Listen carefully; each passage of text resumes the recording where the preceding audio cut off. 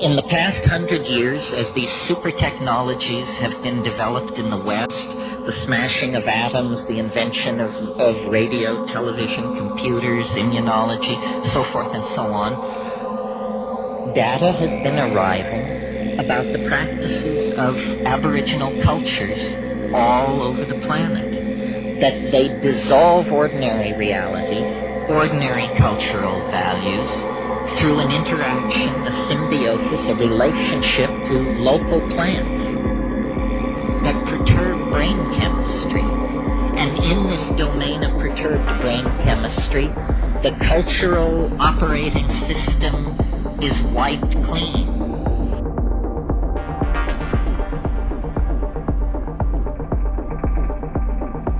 And something older, even for these people, something older, more vitalistic, more in touch with the animal soul, replaces the cultural operating system.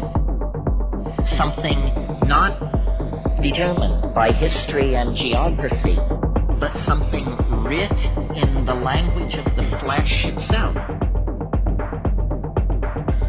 This is who you are. This is true nakedness.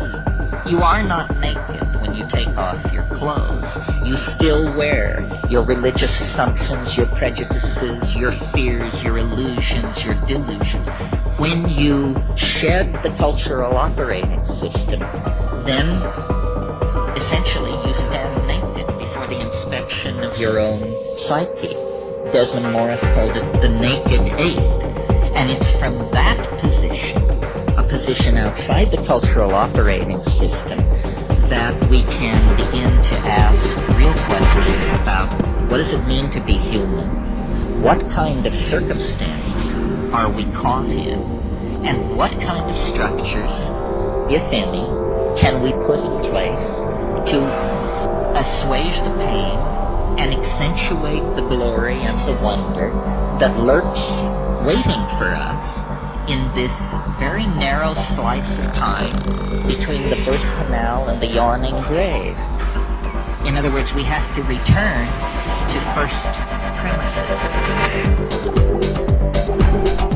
And then the question is, well, how does one download a new operating system? Well, first of all, you have to clear some space on your disk. The best way to do this is probably with a pharmacological agent.